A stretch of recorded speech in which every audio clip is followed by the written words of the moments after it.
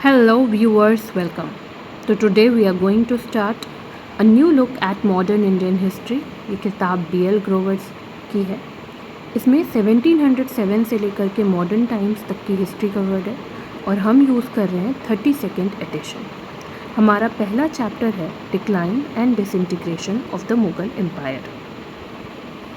इस चैप्टर में हम कवर करने वाले हैं later Mughal emperors, later Mughal nobility, parties at Mughal court, role of Sayyid brother, उनके एस्टिमेट के बारे में, नए स्टेट्स के राइज के बारे में, निज़ाम ऑफ डेक्कन के बारे में, औध के बारे में, बंगाश, पठान, बंगाल, राजपूत, जाट, मराठास, फॉरेन इन्वेजन जिसमें कि नादिर शाह और अहमद शाह अब्दाली को हम लोग करने वाले हैं. उसके साथ साथ हम कॉजेज़ ऑफ डाउनफॉल देखेंगे.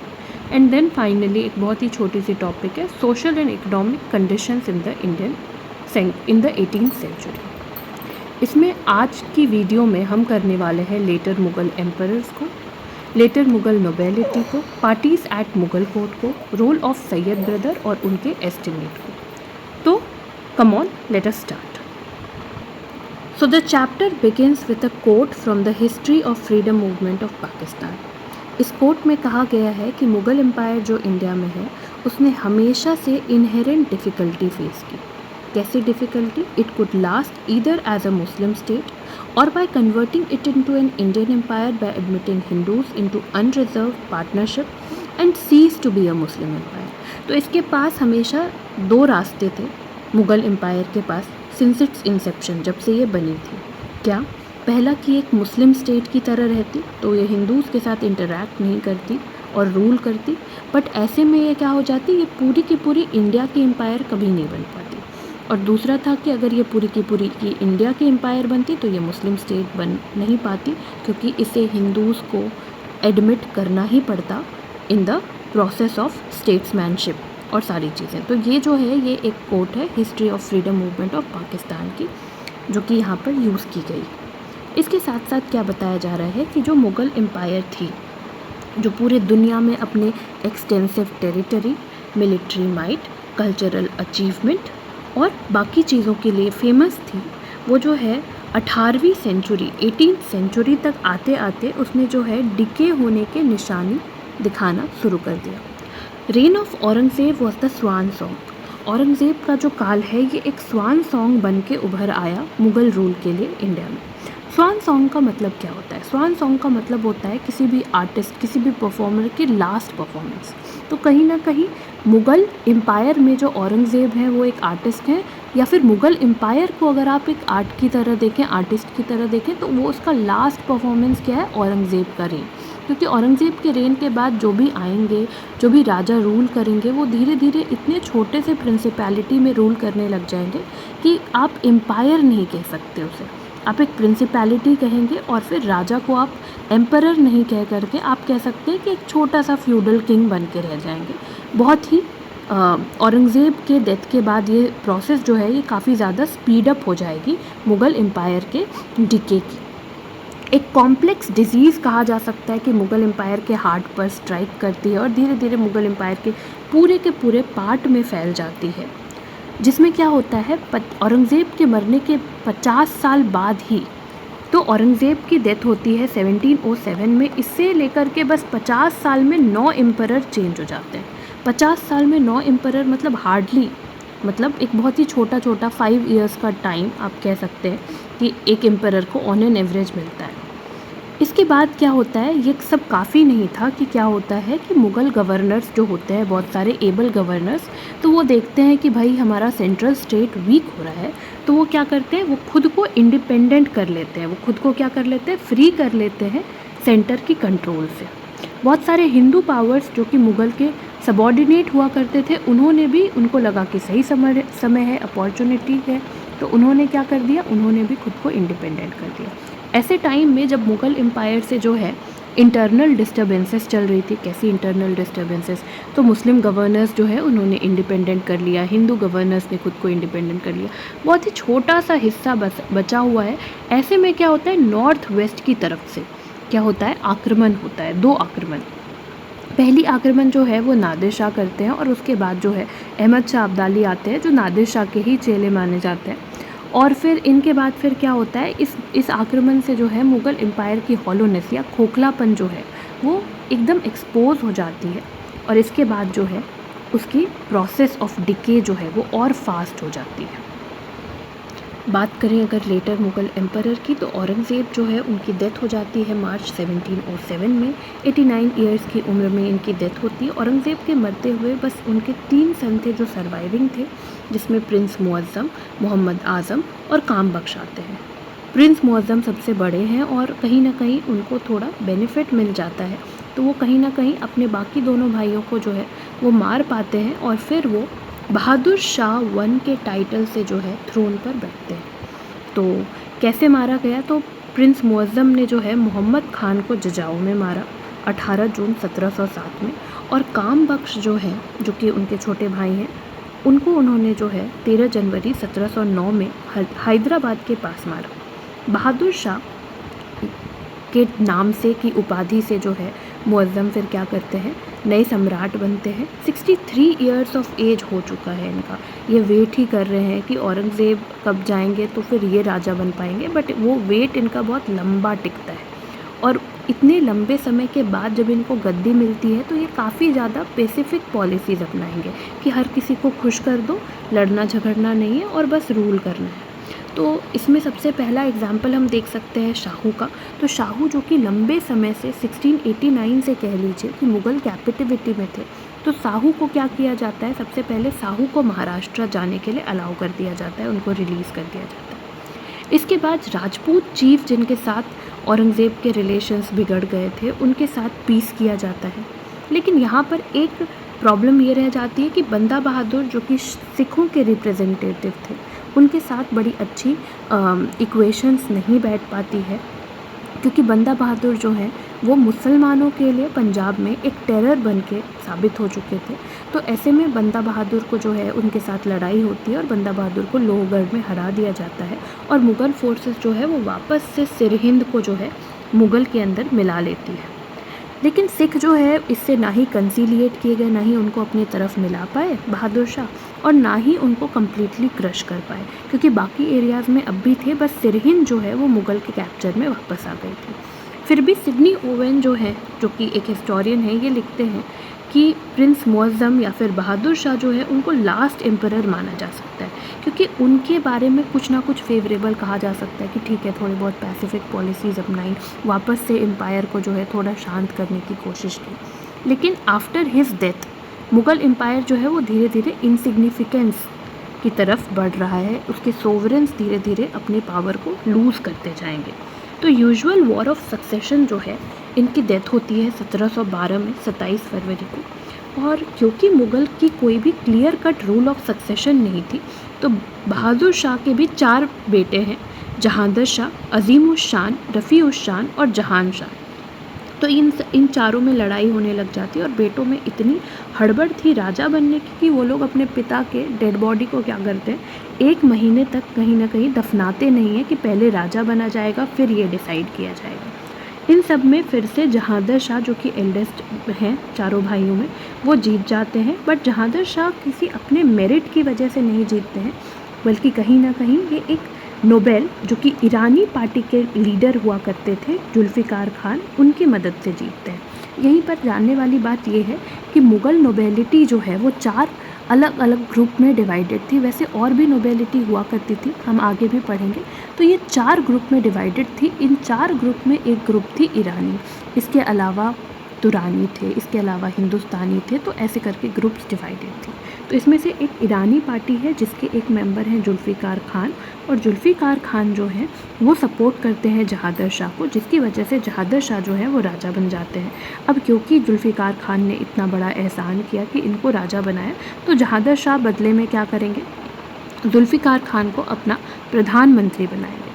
अब जहांदर शाह के इस पोजीशन को चैलेंज करते हैं फ़ारुख शियार। अब फ़ारुख शियार कौन है, तो समझने की बात यह है कि वो अज़ीम उस शान के बेटे हैं, और अज़ीम उस शान जो है वो जहांदर शाह के भाई हैं। तो जहांदर शाह के पोजीशन को कौन चैलेंज कर रहे हैं, उन्हीं के भतीजे हैं फ़ारुख शियार, वो चैलेंज कर रहे हैं। और फ़ारुख शियार को कौन मदद कर रहे हैं, तो दूसरे नोबेल्स मदद कर रहे हैं, सैयद ब्रदर नाम है। और सैयद ब्रदर कौन से नोबेल हैं, हिंदुस्तानी नोबेल हैं, मतलब ये अलग फैक्शन से हैं, अलग ग्रुप से हैं। और जब फारूक शियार जो है सैयद ब्रदर्स की मदद से, सैयद ब्रदर्स कौन है, बड़े भाई का नाम अब्दुल्ला खान है, छोटे भाई का नाम हुसैन अली है, तो जब इनकी मदद से सैयद ब्रदर्स जो हैं, इनकी मदद से जब फारूक शियार राजा बनेंगे तो फारूक शियार क्या करेंगे, इनको as a token of respect या जो भी कह लीजिए, तो ये क्या करेंगे, अब्दुल्ला खान जो बड़े भाई हैं उनको वज़ीर बना लेंगे और हुसैन अली को मीर बख्शी बना लेंगे। लेकिन बहुत ही थोड़े ही समय बीतने के बाद क्या हो जाता है, इनके इक्वेशंस काफ़ी अच्छे नहीं रह जाते हैं फारूक शियार और सैयद ब्रदर्स के, और मिसअंडरस्टैंडिंग्स क्रिएट होना स्टार्ट हो जाती है और दोनों इस कोशिश में रहते हैं कि कैसे दूसरे पर्सन से छुटकारा मिल सके। बट सैयद जो है वो थोड़े ज़्यादा चालाक निकलते हैं फारूक शियार से, और वो जो है मराठा की मदद से जो है फारूक शियार को मरवा देते हैं 28 अप्रैल 1719 में। बट फारूक शियार तो मर गए, बट फारूक शियार के काल में दो इम्पॉर्टेंट चीज़ें हुई। सबसे पहली कि सिख के जो लीडर थे बंदा बहादुर, इनसे ये लोग जो है जीत गए, मुगल्स जीत गए, और बंदा बहादुर को जो है गुरदासपुर में पहले एक बंदी बनाया गया और उसके बाद फिर फाइनली बंदा बहादुर को एग्जीक्यूट कर दिया गया दिल्ली में। 1717 में फारूक शियार ने एक और काम किया जिसको गोल्डन फरमान भी कहते हैं। तो ऐसा कुछ फरमान इन्होंने जो है इंग्लिश ईस्ट इंडिया कंपनी को दे दिया। अब इस फरमान से क्या हुआ, इस फरमान से इंग्लिश ईस्ट इंडिया कंपनी को ट्रेडिंग प्रिविलेज मिली बहुत सारी, जिससे कंपनी को बहुत सारी सुविधा हुई, जिस वजह, और इस ट्रेडिंग प्रिविलेज में जो है कहीं ना कहीं exemption from custom duty, Bengal के थ्रू जो ट्रेड हो रही थी उसमें कस्टम ड्यूटी से एग्जेम्पशन भी मिली। तो फारूक शियार के लिए ये दो इम्पॉर्टेंट चीज़ है, एक तो बंदा बहादुर की एग्जीक्यूशन और दूसरी कि इंग्लिश को गोल्डन फरमान दे। इसके अलावा क्या है, फारूक शियार के एग्जीक्यूशन के बाद अभी सैयद ब्रदर्स जो हैं वो काफ़ी ज़्यादा इम्पॉर्टेंट बन गए हैं, क्योंकि उन्होंने फारूक शियार को राजा बनाया, फिर फारूक शियार कोऑपरेट नहीं किए तो वो मारे भी गए। तो ऐसे में सैयद ब्रदर जो है वो दूसरा राजा बनाएंगे रफ़ी उद दराजत को, और ये काफ़ी छोटे समय के लिए राजा बन के रहेंगे, कुछ महीनों के लिए। जैसे आप देख सकते हैं 28 फरवरी को मतलब मार्च में राजा बने और 4 जून को फिर ये इनकी डेथ हो जाती है। तो रफ़ी उद दराजत की जब डेथ हो जाती है तो उसके बाद रफ़ी उद दौला आते हैं जो तीसरे राजा हैं जो सैयद ब्रदर्स ने बनाया है, और रफ़ी उद दौला जो है इनकी भी डेथ हो जाती है, जिसके बाद जो है मोहम्मद शाह को राजा बनाया जाता है। मोहम्मद शाह को राजा बनाने के समय जो है ना कोर्ट में बहुत ज़्यादा पॉलिटिक्स फैल गया था मुग़ल कोर्ट में, और ऐसे में क्या हो रहा था, एक लीडरशिप जो है तुरानी नोबल्स के लीडरशिप में क्या होता है, हुसैन अली जो कि सैयद ब्रदर्स में छोटे भाई हैं, उनका मर्डर हो जाता है और फिर उसके बाद अब्दुल्ला खान को प्रिजनर बना लिया जाता है। मोहम्मद शाह के रेन के समय निज़ाम उल मुल्क जो कि एक बहुत ही इम्पॉर्टेंट नॉवेल होंगे, वो क्या करेंगे, वो अपना एक ऑटोनॉमस स्टेट बना लेंगे डेक्कन में। सादत खान जो अनदर इम्पॉर्टेंट गवर्नर है, मुग़ल गवर्नर, वो अवध में खुद को इंडिपेंडेंट डिक्लेयर करेंगे, और मुर्शीद कुली खान ये जो है ये बंगाल, बिहार, उड़ीसा को वर्चुअली इंडिपेंडेंट कर लेंगे मुग़ल एम्पायर से। तो आप देख सकते हैं कि एक अच्छा खासा मुग़ल एम्पायर का पार्ट जो है वो अलग अलग मुग़ल गवर्नर्स के अंदर आ गया, जिन्होंने खुद को इंडिपेंडेंट कर लिया।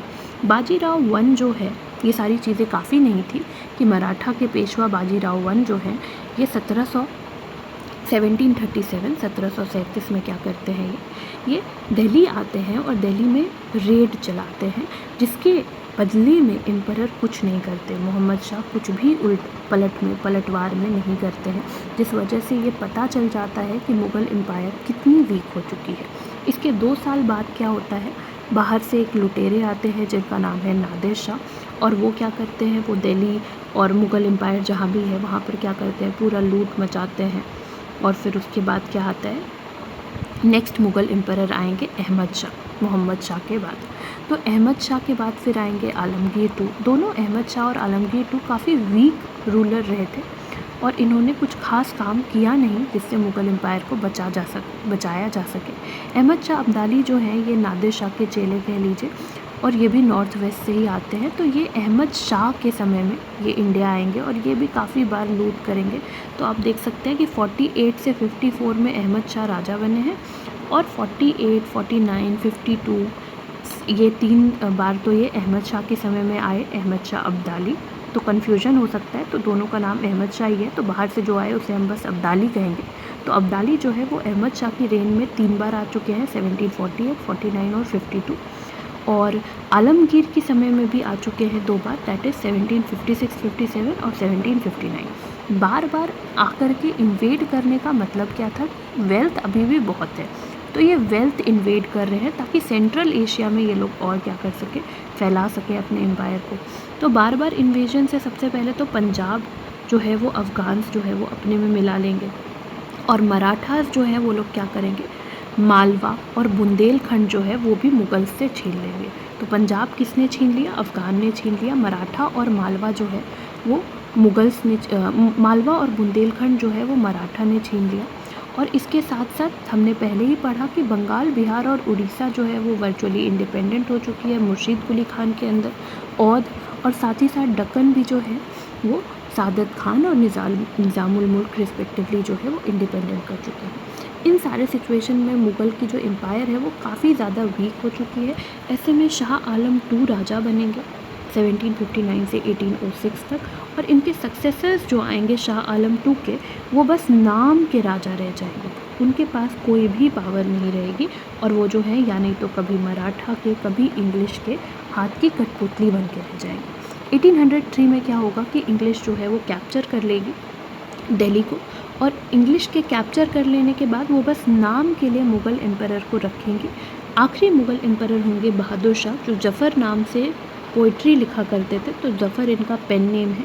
और फिर बहादुर शाह से लड़ाई होगी 1857 की वॉर को बहादुर शाह ही कहीं ना कहीं लीड करेंगे, जिसके बाद जो है वॉर के बाद इन्हें जो है रंगून भेज दिया जाएगा, that is present day Myanmar. इन्हीं दौरान एक बहुत ही विचित्र डेवलपमेंट जो मुग़ल में हमें देखने को मिलता है, that is development in the Mughal nobility. तो बहुत ही पावरफुल नोबेल्स जो हैं वो उभर के आते हैं, जो खुद को किंग मेकर बना लेते हैं। हाँ, और इनके पास बड़े बड़े पावरफुल मनसब्स होते हैं, तो ये पावरफुल मनसबदार हैं। और मुग़ल के पीरियड में ये काफ़ी एम्बिशियस हो गए हैं। जब राजा वीक हो गए हैं तो ये ही एम्बिशियस हो गए हैं, और राजा कहीं ना कहीं बैकग्राउंड में चले गए हैं। तो पावरफुल नोबल्स और लीडर्स जो हैं वो अलग अलग फैक्शंस को रिप्रेजेंट करते थे, और राजा को अपने गेम का क्या बना दिए, प्यादा बना दिए। इन्होंने क्या कर दिया, पॉन्स बना दिया है राजा को। और इन्होंने क्या किया है, अपने सूट के, अपने नीड के हिसाब से राजा को बनाते थे, हटाते थे, जैसा हमने ऑलरेडी एग्जाम्पल देखा in the case of Syed brothers. तो जहादर शाह जो हैं वो राजा क्यों बने थे? वो अपने माइट से नहीं बने थे, पर जुल्फ़िकार खान की मदद से राजा बने, जो कि ईरानी पार्टी के रूलर थे, नोबेल थे। इसी तरह से सैयद ब्रदर की मदद से फ़ारुख शियार राजा बने, और जब फ़ारुख शियार सैयद ब्रदर्स के अगेंस्ट गए तो फ़ारुख शियार को हटा दिया गया, क्योंकि सैयद ब्रदर्स के नीड को फ़ारुख शियार सर्व नहीं कर पा रहे थे। फिर रफ़ी उद दराजत बने, रफ़ी उद दौला बने, और मोहम्मद शाह बने। जो सैयद ब्रदर्स की फॉल हुई वो इसलिए नहीं हुई क्योंकि मोहम्मद शाह को सैयद ब्रदर्स जो है इनकन्वीनियंस दे रहे थे, पर इसलिए हुई क्योंकि तुरानी फैक्शन जो है, तुरानी दल जो था नोबेल्स का, जिसको कि लीड कर रहे थे निज़ामुल मुल्क और मोहम्मद अमीन खान, ये लोग अगेंस्ट हो गए थे सैयद ब्रदर्स की। मतलब खुद से मोहम्मद शाह ने कुछ नहीं बिगाड़ पाए सैयद ब्रदर्स का, पर निज़ामुल मुल्क और मोहम्मद अमीन खान की हेल्प से जो है सैयद ब्रदर्स जो है उनको एंड किया जा सका। और ये सारी चीज़ों में सबसे बुरी बात ये है कि ये जो पार्टीज़ है ना, तुरानी, ईरानी, हिंदुस्तानी, तो ये सारी जो पार्टीज़ है ये कहीं भी मॉडर्न सेंस की पार्टीज़ नहीं है जिनके कुछ वेलफेयर एजेंडाज होते हैं। ये वैसी पार्टीज़ थी जो अपने फ़ायदे को देखती थी, सेल्फ एडवांसमेंट को देखती थी, और ये कॉस्ट ऑफ नेशन के कॉस्ट पे भी क्या चाहती थी कि इनके इंटरेस्ट को सर्व किया जाए, इनका इंटरेस्ट फुलफ़िल हो। तो जैसा कि मैंने पहले भी कहा कि विलियम इरवाइन जो है वो बताते हैं कि बहुत सारी पार्टीज़ थी मुग़ल कोर्ट में। इसमें से 4 पार्टी काफ़ी फेमस है, that is Turani, Irani, Afghani and Hindustani. तो तुरानी वो हैं जो सेंट्रल एशिया से आए हैं, ईरानी ईरान से आए हैं, अफ़गान्स जो हैं वो अफ़गानिस्तान से आए हैं, और हिंदुस्तानी जो है वो इंडियन मोहम्मदन है। ठीक है। और इसके बाद फिर क्या होता है कि तुरानी जो है वो, जैसा कि हमने ऑलरेडी बात कर लिया कि ट्रांसऑक्सियाना रीजन से हैं, अफ़गानी खुरासन से हैं, और ये दोनों जो है ये दोनों सुन्नी हैं, जबकि ईरानी जो है वो पर्शिया के हैं और शिया मुसलमान हैं। इसके अलावा हिंदुस्तानी जो है वो इंडियन मोहम्मडन हैं। तो हिंदुस्तानी के बारे में ये इम्पॉर्टेंट बात है कि इनकी जो ये जो ग्रुप है ना, इसे हिंदूज़ का, राजपूत जाट का काफ़ी सपोर्ट मिलता है, हिंदू लैंडलॉर्ड्स का काफ़ी सपोर्ट मिलता है। हिंदूज़ जो हैं वो काफ़ी ज़्यादा सबॉर्डिनेट सिविल सर्विसेज में रहेंगे, जो कि इनका साइड लेंगे, क्योंकि ये जो है हिंदुस्तानी ग्रुप जो है इनका काफ़ी अटैचमेंट होगा हिंदूज़ के लिए, तो ये काफ़ी प्रो हिंदू स्टेप्स लेंगे, प्रो हिंदुस्तानी स्टेप लेंगे। हाउएवर ये लेकिन करेक्ट नहीं होगा हमारे लिए अज्यूम करना कि बस रिलीजियस ग्रुपिंग की वजह से ये फैक्शंस क्रिएट हुआ था कि कोई शिया है, कोई सुन्नी है, तो उस हिसाब से। इसके अलावा और भी बहुत कुछ थी जो ये सब डिसाइड करती थी। और ये लोग जो है बस आज के समय में भी कभी कभी ऐसा हो जाता है ना कि धर्म का नाम लेते हैं हम अपने पर्सनल फ़ायदे के लिए, तो कहीं ना कहीं ये लोग भी रेस और रिलीजन का स्लोगन जो है वो तभी रेस किया करते थे जब इनका कन्वीनियंस या इनके इंटरेस्ट सर्व होते थे। अब बात करें सैयद ब्रदर्स की, जिन्होंने अपने काल में 4 मुग़ल राजा बनाए, तो सैयद ब्रदर में बड़े भाई का नाम है अब्दुल्ला खान और छोटे भाई का नाम है हुसैन अली। ये लोग काफ़ी पावरफुल होंगे और ये लोग हिंदुस्तानी पार्टी के मंत्री होंगे, हिंदुस्तानी पार्टी के नोबेल्स होंगे, और ये लोग रिप्रेजेंट करते हैं एंटी मुग़ल या क्वासी नेशनल इंटरेस्ट को। सैयद जो है वो किन के डिसेंडेंट है? ये प्रॉफिट के डिसेंडेंट है, जो कि इंडिया आकर के सेटल हुए थे दोआब रीजन में। मुजफ्फरनगर नाम की डिस्ट्रिक्ट है, वहाँ पर इनके जो है सैयद के जो एंसेस्टर्स हैं वो आकर के सेटल हुए थे। सैयद के जो मतलब एंसेस्टर्स हैं वो अकबर की आर्मी में भी उन्होंने सर्व किया, बहुत सारे कैंपेन्स लड़े अकबर की तरफ से। अब्दुल्ला खान और हुसैन अली जो है बरहा के, तो बरहा कहाँ से आया ये नाम? तो बरहा was actually a combination of 12 village जो इनके अंदर आता था। तो ये लोग जो है ये लोग अबुल फराह के डिसेंडेंट थे। अबुल फराह एक काफ़ी पॉपुलर सैयद एडवेंचरर हैं जो कि मेसोपोटामिया से आएंगे और सेटल करेंगे पटियाला के इर्द गिर्द सेंचुरीज़ पहले। तो अबुल फराह के ही डिसेंडेंट हैं ये लोग। तो ये लोग कहाँ से आए? ये लोग भी एक्चुअली फॉरेन ओरिजिन है, बट फिर इंडिया आकर के सेटल हो गए, तो they make the Hindustani group of faction. तो अब्दुल्ला खान और हुसैन अली ऑफ बरहा, इनके पिता का नाम है सैयद मियाँ। इनके पिता जो हैं ये सूबेदार रह चुके हैं बीजापुर और अजमेर के, और बाद में इन्होंने जो है प्रिंस मुअज़्ज़म को ज्वाइन किया। प्रिंस मुअज़्ज़म मतलब बहादुर शाह। जब प्रिंस मुअज़्ज़म की डेथ हो गई तो वॉर ऑफ सक्सेशन जब हुआ, इनिशियली जब वॉर ऑफ सक्सेशन हुआ प्रिंस मुअज़्ज़म के केस में औरंगज़ेब की डेथ पर, तो दोनों भाई हुसैन अली एंड अब्दुल्ला खान, इन दोनों ने जो है बहादुर शाह की मदद की और बहादुर शाह की तरफ से ये लोग लड़े। बहादुर शाह ने जो है इनको काफ़ी अच्छे से रिवॉर्ड किया, 4000 का मनसब भी दिया, और इसके साथ साथ जो है इन्होंने एल्डर ब्रदर हुसैन अली और को टाइटल दे दिया अब्दुल्ला खान का। साथ ही साथ अब बहादुर शाह के जो बेटे हैं अजीमुश शान, जो कि बहादुर शाह के दूसरे बेटे हैं, इन्होंने जो है हुसैन अली को बिहार का जागीर सौंप दिया, बिहार की असाइनमेंट सौंप दी 1711 में। किसने? अजीमुश शान ने। और इसके बाद फिर क्या हुआ? अब्दुल्ला खान जो कि बड़े भाई हैं, इनको जो है अजीमुश शान ने क्या किया?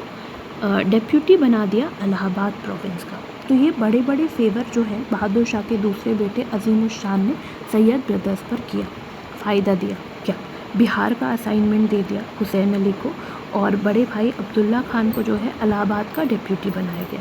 इतने बड़े बड़े फेवर्स के रिटर्न में जो है फ़ारुख शियार, जो कि अजीमुश शान के ही बेटे हैं, इनके तरफ जो है एक नेचुरल टिल्ट हो गया सैयद ब्रदर्स का।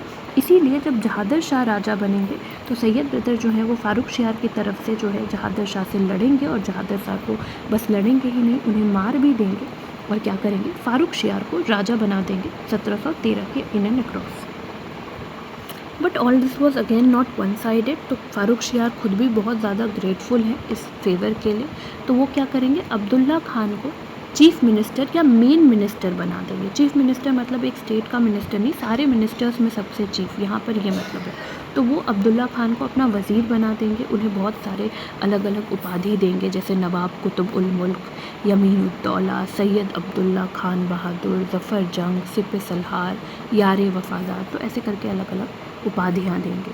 और जो छोटे भाई हैं हुसैन अली खान, उसे क्या करेंगे? फ़ारुख शियार मीर बख्शी बनाएंगे, मतलब आर्मी का कमांडर, और साथ साथ उन्हें जो है टाइटल देंगे उमदाद उल मुल्क, अमीर उल उमारा बहादुर, फ़िरोज़ जंग, सिप सरदार का। काफ़ी खान जो कि हिस्टोरियन हैं ये बताते हैं कि फ़ारुख शियार की सबसे बड़ी गलती ही यही थी कि उन्होंने अब्दुल्ला खान को क्या कर दिया, वज़ीर बना दिया। ये सबसे बड़ी गलती थी। क्यों? क्योंकि जब उन्होंने उनको वज़ीर बना दिया और वज़ीर को इतने सारे काम मिलते हैं जो शहंशाह से रिलेटेड होते हैं, राजा से रिलेटेड होते हैं, कि फिर कभी वो छुटकारा ही नहीं पा सके अब्दुल्ला खान से। लेकिन फिर बात ये भी है कि फ़ारुख शियार को जो इतनी बड़ी फेवर दी थी सैयद ब्रदर्स ने, तो उसको वो रिटर्न कैसे करते अगर वो वज़ीर नहीं बनाते। बट इस अपॉइंटमेंट की वजह से एक इफ़ेक्ट ये भी हुआ कि बहुत सारे जो और फैक्शंस हैं, जैसे कि तुरानी हो गए, ईरानी हो गए या फिर अफ़गानी हो गए, तो ये लोग जो है ना कोई भी मौका नहीं छोड़ते थे कि सैयद ब्रदर्स को डिस्ग्रेस कर सकें या उनको हटाने की बात हो सके। और इसमें से सबसे ज़्यादा बढ़ चढ़कर किसने पार्टिसिपेट किया, तो मीर जुमला ने पार्टिसिपेट किया, जो फ़ारुख शियार का कहीं ना कहीं फेवरेट हुआ करता था। और मीर जुमला को तुरानी नोबेल सपोर्ट किया करते थे, मतलब ट्रांसऑक्सियाना से आए सुन्नी मुसलमान जो हैं वो मीर जुमला के सपोर्टर्स हैं। तो फ़ारुख शियार जो हैं वो, उनका कोई इंडिपेंडेंट जजमेंट होता नहीं था, उनके कैरेक्टर में कोई स्ट्रेंथ नहीं था, तो वो ना चाहते हुए भी हाथ की कठपुतली बन गए इन नोबेल्स के जो मंसूबों को कहीं ना कहीं फुलफ़िल करने की कोशिश कर रही। तो कहीं ना कहीं उन्होंने बिना सोचे क्या किया, मीर जुमला को ये अथॉरिटी दे दी कि शहंशाह जिसको भी संरक्षण देंगे, तो मीर जुमला जिसे भी कहेंगे उसे शहंशाह ने संरक्षण दे दिया, पैट्रोनेज दे दी। और इस पर फ़ारुख शियार ने क्या कहा कि the words of Mir Jumla and the signature of Mir Jumla are my word and my signature. ये एक बहुत बड़ी बात है अगर किसी राजा ने कह दिया कि इस पर्सन के, ये पर्सन जो भी कह रहे हैं, ये पर्सन जो भी लिख रहे हैं, वो सब मेरे ऑर्डर से। ऐसे में क्या हुआ, अब्दुल्ला खान ने क्या कहा कि क्योंकि वो एक वजीर हैं, वो मेन मिनिस्टर हैं, तो कोई भी प्रमोशन या फिर कोई भी मनसब अगर किसी को ऑफ़र किया जाता है तो वो बिना उन्हें कंसल्ट किए नहीं किया जाना चाहिए।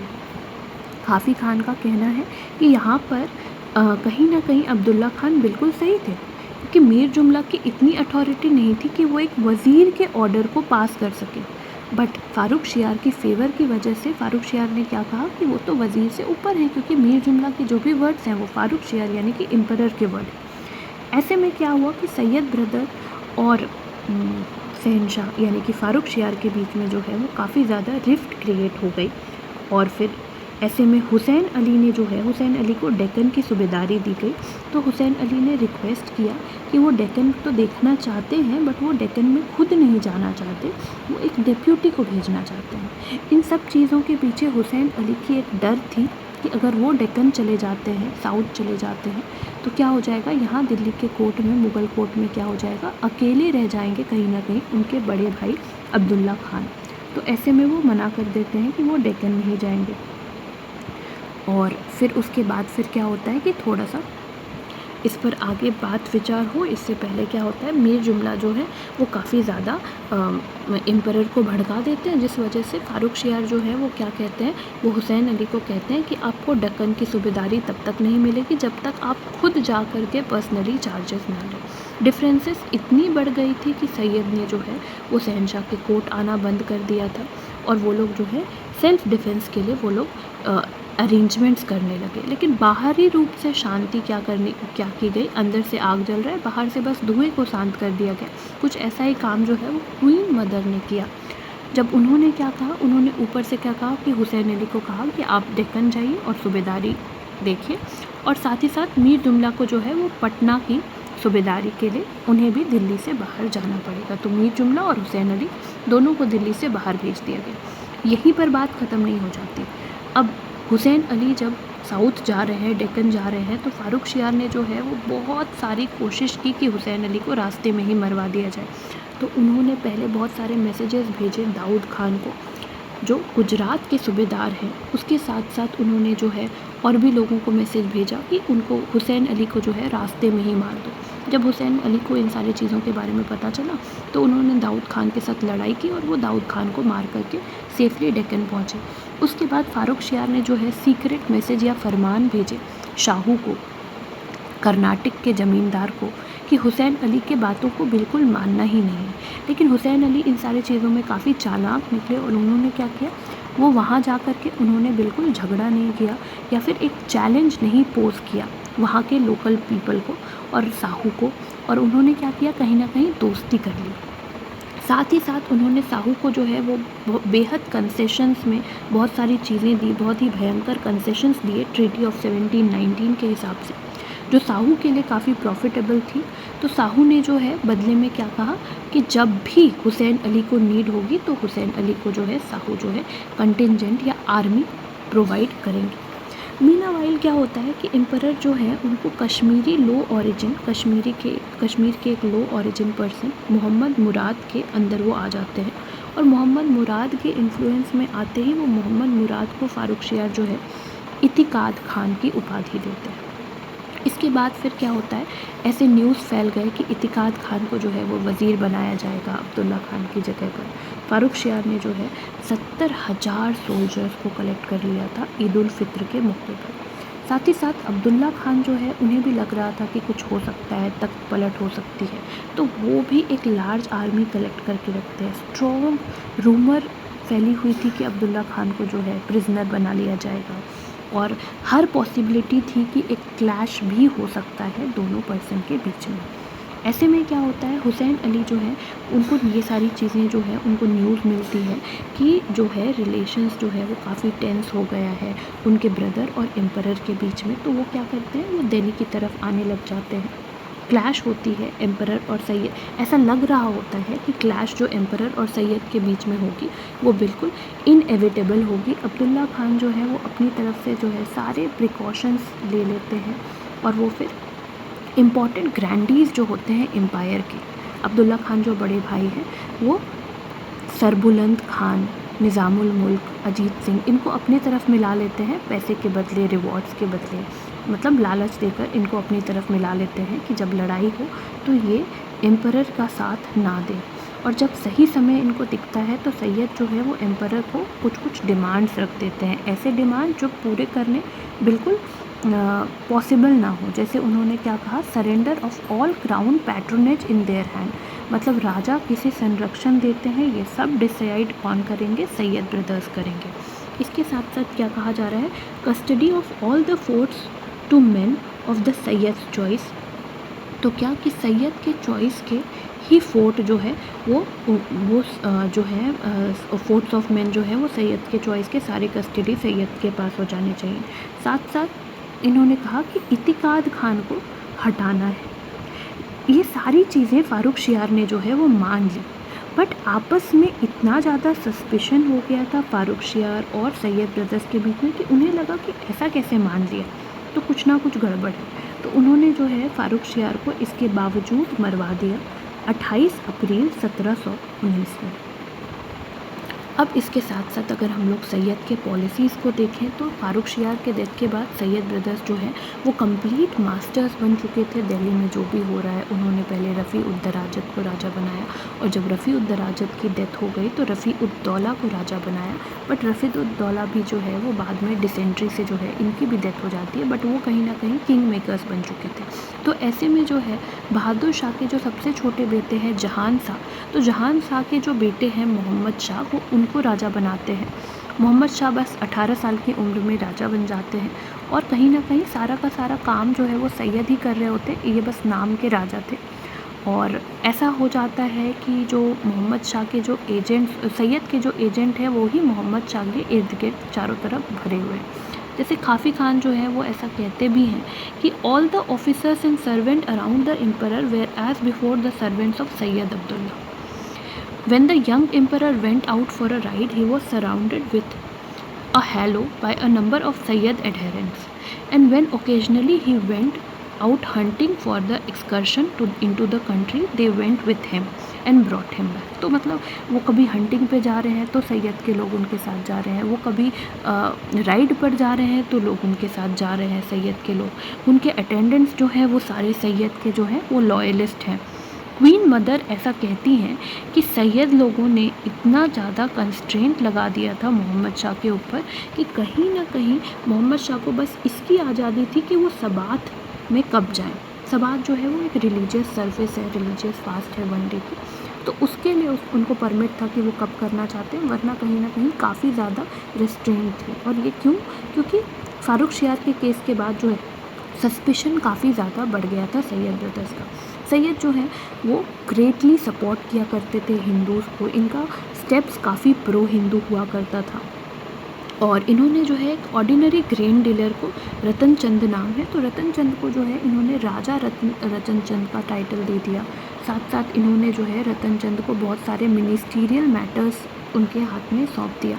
काफ़ी खान का कहना है कि रतन चंद के पास ये अथॉरिटी थी कि वो सारे सिविल, रेवेन्यू और लीगल मैटर्स देख सकते थे। इवन काजी की जो अपॉइंटमेंट है वो भी रतन चंद देखा करते थे, बाकी जुडिशियल ऑफिसर्स भी देखा करते थे। सारे के सारे गवर्नमेंट ऑफिसर्स जो हैं वो बैकग्राउंड में थे। कोई भी जो है कोई भी बिजनेस बिना रतन चंद के सील के कैरी ऑन ही नहीं कर पाते थे। दो राजपूत जो है राजकुमार जो हैं वो भी इस दौरान जो है उनको भी काफ़ी फ़ायदा होता है सैयद ब्रदर्स के समय। सबसे पहले आएंगे जय सिंह ऑफ आमेर और दूसरे हैं अजित सिंह ऑफ जोधपुर। तो इनको भी काफ़ी फ़ायदा होता है सैयद के समय में। मराठास जो हैं वो भी सपोर्ट करते हैं सैयद को। और फारूक शियार के डेथ के बाद जो है जिजिया जो है एक बार और अबॉलिश कर दिया जाता है सैयद की तरफ से। अजित सिंह जो है वो सूबेदार बन जाते हैं अहमदनगर के, और जब वो सूबेदार बनते हैं अहमदनगर के तो फिर उनको वो क्या करते हैं, वो वहाँ पर स्लॉटर ऑफ काउस को जो है वो बैन कर देते हैं। तो ये सारे प्रो हिंदू स्टेप्स जो हैं ये सैयद ब्रदर्स ने अपने समय में लिए हैं। अब जाहिर सी बात ये है कि बस हिंदुस्तानी फैक्शन थी नहीं मुग़ल एम्पायर में, तो जो तुरानी ईरानी फैक्शन थे उन्हें इन सारी चीज़ों से काफ़ी जलन हो रही थी और उन्होंने जो है काफ़ी ज़्यादा स्ट्रॉन्ग फोर्स बनाया कि सैयद को निकालना है। और इसमें सबसे ज़्यादा मेन बन के आएंगे चिंगलिश खान। चिंगलिश खान को पॉपुलरली हम निज़ामुल मुल्क भी कहते हैं। तो ये बहुत कोशिश करेंगे कि सैयद को जो है हटाया जाया जा सके। और सैयद ने जो है जब उनको पता चलता है कि चिंगलिश खान उनके अगेंस्ट है तो वो सैयद जो है उनको दिल्ली से निकाल देंगे और मालवा के सूबेदार बना देंगे। निज़ाम कोशिश करेंगे कि दिल्ली में जो है वो तख्त पलट हो सके, बट जब तख्त पलट नहीं हो पाएगी तो निज़ाम जो है वो क्या करेंगे, वो दक्कन चले जाएंगे। दक्कन में जो है निज़ाम जो है असीरगढ़ के फ़ोर्ट को और बुरहानपुर के फ़ोर्ट को कैप्चर कर लेंगे। ऐसे में क्या होगा कि हुसैन अली के एडॉप्टेड सन अली खान, आलम अली खान को क्या करेंगे कि सैयद ब्रदर ये जो हैं निज़ामुल मुल्क जो है वो मार देंगे और हुसैन अली के एडॉप्टेड सन को मार करके वो जो है वो डिप्यूटी सूबेदार बन जाएंगे दक्कन के। मीनावाइल दिल्ली में क्या होगा, एक कॉन्स्पिरेसी किया जाएगा। इतिमाद उद दौला, सादत खान, हैदर खान, ये लोग सब मिलकर के कॉन्स्पिरेसी रचेंगे। और फिर ऐसे में क्या होगा, क्वीन मदर और अब्दुल्ला खान जो हैं ये लोग भी इस प्लॉट में, षड्यंत्र में शामिल होंगे। और हैदर खान जो हैं वो क्या कहेंगे, वो कहेंगे कि मैं क्या करूँगा, मैं हुसैन अली का मर्डर करूँगा। तो कैसे मर्डर करूँगा, तो उनको कुछ प्रेजेंट करूँगा, वो जब रीड कर रहे होंगे, रीड करने में बिज़ी होंगे तो पीछे से मार दिया जाएगा। तो वो क्या करेंगे, फिर हैदर खान जा कर के हुसैन अली को एक पिटिशन देंगे जब हुसैन अली जो है वो कोर्ट से रिटर्न हो रहे होंगे। जैसे हुसैन अली उसे रीड करने लगेंगे उस पिटिशन को, तो हैदर जो है उनको स्टैब कर देंगे, पीछे से ऐसे मारेंगे कि उनकी डेथ हो जाएगी। तो इरवाइन जो है, विलियम इरवाइन, इनका कहना है कि ये भारतीय करबला था। तो करबला का युद्ध के बारे में आपने सुना होगा कि करबला में क्या होता है, प्रॉफिट मोहम्मद के नाती जो है हुसैन हसन, तो उनको जो है याजिद मार देते हैं। तो कहा जाता है कि इरवाइन का कहना है कि ये भारतीय करबला है जहाँ पर हैदर जो है वो एक याजिद का रोल प्ले कर रहे हैं, वो दूसरे याजिद हैं और उन्होंने जो है दूसरे हुसैन को मार दिया। इस हुसैन अली के डेथ का बदला लेने के लिए हुसैन के जो बड़े भाई हैं अब्दुल्ला खान, वो एक लार्ज आर्मी गैदर करेंगे और वो एक तीसरे रूलर मोहम्मद इब्राहिम को जो है कोशिश करेंगे कि मोहम्मद शाह को हटा के मोहम्मद इब्राहिम को राजा बनाया जा सके। पर अब्दुल्ला खान जो है उनको हसनपुर में हरा दिया जाएगा 13 नवंबर 1720 में। फिर उनको बंदी बना लिया जाएगा और 2 साल के बाद जो है उनको पॉइज़न कर दिया जाएगा ताकि वो मर जाए। अब एस्टिमेट है सैयद ब्रदर्स की, तो अगर हम इसकी तरफ देखें तो यहाँ पर क्या कहा जा रहा है कि जहाँ तक फारूक शियार की मैटर कंसर्न थी तो सैयद ब्रदर कहीं ना कहीं were more sinned against than sinning. तो ये गलत करने से ज़्यादा इनके साथ गलत हो रहा था, क्योंकि फारूक शियार कहीं ना कहीं इन पर बहुत शक कर रहे थे, इन्हें सपोर्ट नहीं कर रहे थे, जबकि इन्होंने काफ़ी सपोर्ट करके फारूक शियार को राजा बनाया। कांस्टेंट जो कोर्ट में पॉलिटिक्स हो रही थी, इस वजह से क्या हो गया कि एम्परर जो है वो कहीं ना कहीं काफ़ी ज़्यादा डेस्परेट हो गए कि सैयद ब्रदर्स से छुटकारा पाया जा सके, और फिर उसके बाद कहीं ना कहीं फारूक शियार ही इस स्ट्रगल में चले जाएंगे। उसके बाद जो होता है ना, सैयद ब्रदर कहीं ना कहीं एक्सट्रीम पावरफुल बन जाते हैं, एम्बिशियस बन जाते हैं, और आगे आने वाले रूलर्स को रॉय फाइनेंस बना देते हैं, जिसका मतलब है फेनेंस बना देते हैं, जिसका मतलब ये है कि बस नाम के रूलर बना देते हैं। सैयद जो है वो हिंदुस्तानी मुस्लिम्स हैं, और वो काफ़ी ज़्यादा इस बात का उन्हें काफ़ी गर्व था कि वो हिंदुस्तानी मुस्लिम हैं। वो बिल्कुल भी तुरानी या दूसरे ग्रुप के सुपीरियॉरिटी को नहीं एक्सेप्ट करते थे। बहुत किसी का तुरानी ग्रुप या बाकी ग्रुप का ये भी कहना होता था कि वो प्योर मुस्लिम्स हैं, और इंडिया में जो मुस्लिम्स हैं वो क्या है, वो एक मिक्स्ड रेस है। बट वो इस बात को नहीं मानते थे, और ख़ुद को कहीं से भी इन्फीरियर या नॉन प्रिविलेज नहीं मानते थे। ये काफ़ी डिफ़िकल्ट है स्टैब्लिश करना as to what extent they worked for non Muslim monarchy and nationalist setup against the foreign court parties. तो ये मानना, ये या स्टैब्लिश करना कि उन्होंने किस एक्सटेंट तक वर्क किया नॉन मुग़ल मोनार्की के लिए और नेशनलिस्ट सेटअप के लिए, ये एग्जैक्टली बता पाना मुस्लिम है। बट वो काफ़ी टॉलरेंट रिलीजियस पॉलिसीज़ उन्होंने बनाया, जो हमें याद दिलाती है अकबर के गोल्डन डेज़ की, क्योंकि अकबर भी जाने जाते हैं अपने टॉलरेंट पॉलिसीज़ के लिए। उन्होंने जो है जजिया को अबॉलिश किया फारूक शियार के डेथ के बाद, उन्हीं के इन्फ्लुएंस से अबॉलिश हुआ, और फिर वापस वो रीइम्पोज हो गया था, तो वापस से उन्हीं की कोशिशों से 1719 में दोबारा अबॉलिश हुआ। सैयद ने जो है हिंदूज़ के कॉन्फिडेंस को विन किया, वापस से हिंदूज़ को हाई पोस्ट पे अपॉइंट किया। जैसे हमने अभी एक एग्जांपल पढ़ा रतन चंद का, कि वो उनको जो है दीवान बना दिया गया। बहुत सारे राजपूत जो हैं, जैसे कि राजा अजित सिंह जो हैं, उन सारे को अपने साथ मिलाया। अजित सिंह ने जो है सैयद ब्रदर्स के ही साथ, उनके इक्वेशंस इतने अच्छे थे कि अजित सिंह ने अपनी बेटी की शादी फारूक शियार से करवा दी। सैयद जो हैं उन्होंने सिंपैथी दिखाया जाट के साथ, और सैयद के ही इंटरवेंशन के बाद जो है, जो सीज़ हुआ ऑफ द फोर्ट ऑफ थूरी, उसको ख़त्म किया गया। घेराबंदी जो थूरी के फोर्ट की हुई थी, जो जाट के फोर्ट थी, तो उसको ख़त्म किया गया। और चूड़ामन जो है उन्होंने जो है दिल्ली विज़िट किया 1718 में। इन सारे चीज़ों के साथ साथ सैयद ने जो है मराठास के साथ भी अच्छी बॉन्डिंग बनाई। छत्रपति जो है वो सैयद ब्रदर्स के ही इन्फ्लुएंस में मुग़ल एम्परर के डेप्यूटी बन गए, और history of India would have been certainly different. अगर वो नहीं होते तो हिस्ट्री ऑफ इंडिया का थोड़ी डिफरेंट हो जाती। If the enlightened religious policies of Sayyid had been continued, कहीं ना कहीं अगर वो रह जाते तो उनकी रिलीजियस पॉलिसीज़ काफ़ी इनलाइटेंड थी, जैसा हमें देखने को मिल रहा है, तो कहीं ना कहीं डिफरेंट होती। बट अनफॉर्चुनेटली एक रॉन्ग टाइम पर उनकी डेथ हो जाती है, जिस वजह से हिस्ट्री जो है वो एक अलग रुख ले लेती है। इसके बाद कुछ ओपिनियंस दे रखी हैं, जिसमें सबसे पहले काफ़ी खान के ओपिनियन है। काफ़ी खान मुंतखब उल लबाब में जो है वो कहते हैं सैयद ब्रदर्स के बारे में कि दोनों के दोनों ब्रदर जो है वो काफ़ी जेनरस थे, काफ़ी लीनियंसी थी उनकी, और उन्होंने जो है वो काफ़ी कोशिश की अपने जो है नेटिव टाउन बरहा में उन्होंने सराइज़ बनाए, ब्रिज बनाए, बिल्डिंग्स बनवाए, और उन्होंने जो है वो बहुत सारी कोशिश की अपने पेशेंस, इंड्योरेंस और वाइड सिंपैथी को दिखाने की through their policies. Ghulam Hussain Salim जो हैं ये कहते हैं कि हुसैन अली जो है वो कहीं ना कहीं ज़्यादा टैलेंटेड थे अपने बड़े भाई अब्दुल्ला खान से। बट टू आर मिसफॉर्चून क्या हो जाता है, ये लोग बहुत लंबा नहीं टिक पाते, तो बहुत ज़्यादा शेप अप नहीं कर पाते अपने पॉलिसीज़ या अपने प्रॉपर विजन को। फिर सिडनी जे ओवन जो हैं ये कहते हैं कि it would not be easy to exaggerate the important consequences of this counter revolution. तो ये जो काउंटर रिवॉल्यूशन हुआ सैयद ब्रदर्स के अगेंस्ट, उनको हटाने की जो कोशिश की गई, तो इस वजह से क्या हुआ कि काफ़ी ज़्यादा कुछ गड़बड़ चीज़ें हुई।